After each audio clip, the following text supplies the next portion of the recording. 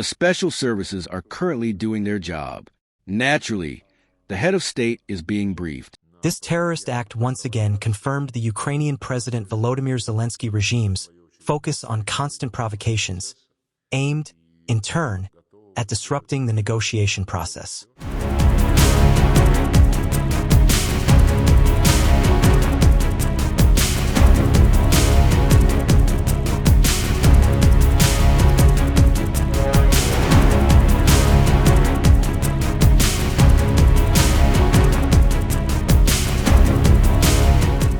Lieutenant General Vladimir Alexeyev, a top-ranking Russian military intelligence officer, was critically wounded after being shot several times in a residential area on the northwestern edge of Moscow, marking a dramatic escalation in attacks on senior military figures.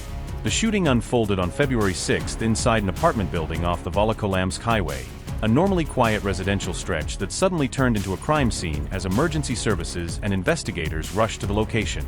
Officials said an unidentified assailant approached the general inside the building, fired several shots at close range, seriously injuring him, and then quickly fled the scene before security forces or police could intervene.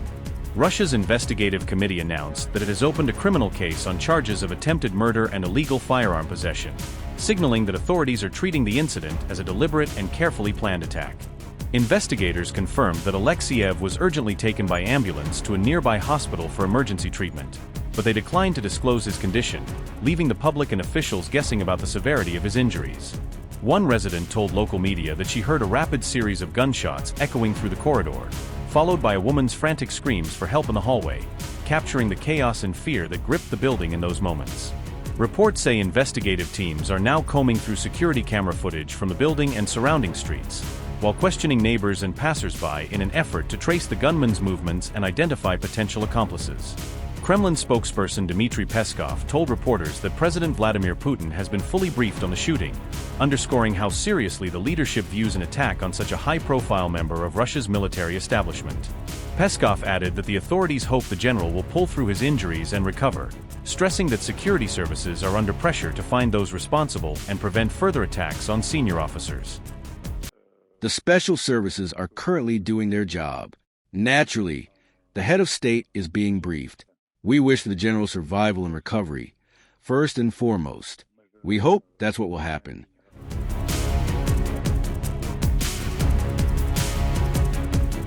Lieutenant General Vladimir Alexeyev holds the powerful position of First Deputy Chief of Russia's GRU Military Intelligence Service, effectively making him the #2 figure in an agency that oversees covert operations, foreign espionage, and strategic military planning for the Kremlin. Alexeyev was placed under coordinated sanctions by both the European Union and the United Kingdom after Western governments accused the GRU of orchestrating the 2018 Salisbury nerve agent poisoning, linking him personally to one of the most high-profile chemical attacks carried out on NATO soil in recent years. Since Russia launched its full-scale invasion of Ukraine in 2022, the general has been a central player in planning and overseeing military intelligence operations, emerging as one of the key architects of Moscow's strategy on the Ukrainian front. During the brutal siege of Mariupol in 2022, Alexeyev was part of the Russian delegation in talks with Ukrainian representatives, and he has since been involved in several other wartime negotiations that combined military pressure with behind-the-scenes bargaining. In June 2023, when Wagner chief Yevgeny Prigozhin launched a short-lived mutiny against Russia's military leadership, Alexeyev was dispatched as one of the senior envoys to negotiate with him, underscoring the Kremlin's reliance on him to defuse crises and manage powerful paramilitary figures. Russian Foreign Minister Sergey Lavrov publicly suggested that Ukraine was behind the attempt on Alexeyev's life, framing the shooting as part of a broader campaign of targeted attacks against senior Russian military and intelligence officials. Lavrov argued that the incident demonstrated, in Moscow's view, that Ukrainian President Volodymyr Zelensky is seeking to sabotage any prospects for serious talks, portraying the attack as an effort to intimidate Russian negotiators and derail potential diplomatic channels.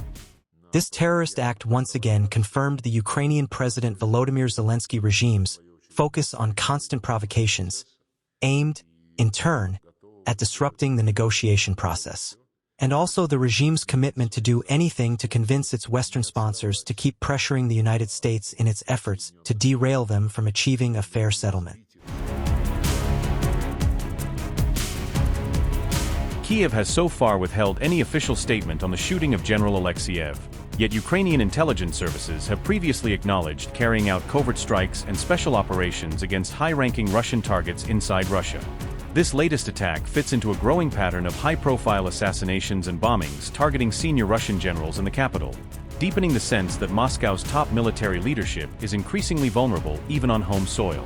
In January, a Moscow military court sentenced an Uzbek man to life in prison for planting an explosive device that killed General Igor Kirillov and his aide outside a city apartment block in December 2024, in what investigators said was a meticulously planned terrorist attack.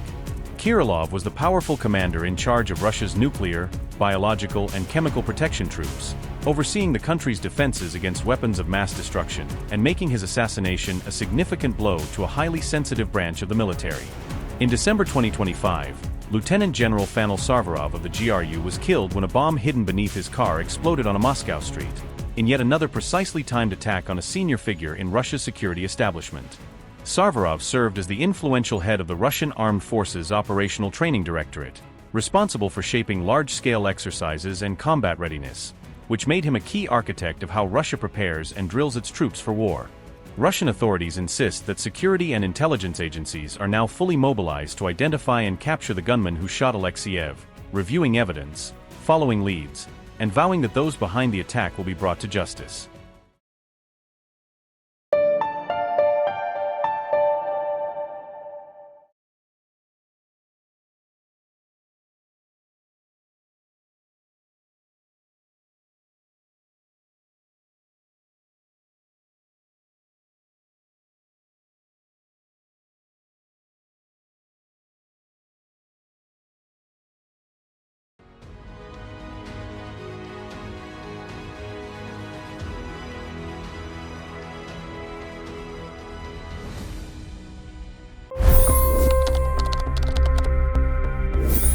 $25 crore गरीब गरीबी को परास्त करके बाहर निकले। For the good of our nation, let's work together and let's truly make America great again. The fastest news breaks. Requested PM saying that look, you will have to speak to Putin and to Zelensky. The biggest news makers. The relationship with India is probably the most important bilateral relationship the U.S. will have for the rest of this century. The capital delivered quite an election result today. Expert analysis. The million-dollar question today is how to stop this dance of death. Ground reports. I'm standing at the crossroad of the Kumbh Mela. Behind me are more than 100 entry ghats. Long-form interviews. Exclusionary politics is reflected in Manipur case as well. You don't bother because this is a small state. Deep dive into burning issues. It's often said DRC could be the richest country in the whole world. It's because of what sits underneath. Why exactly did the US topple the Sheikh Hasina government? HT videos. We don't just break news, we break it down.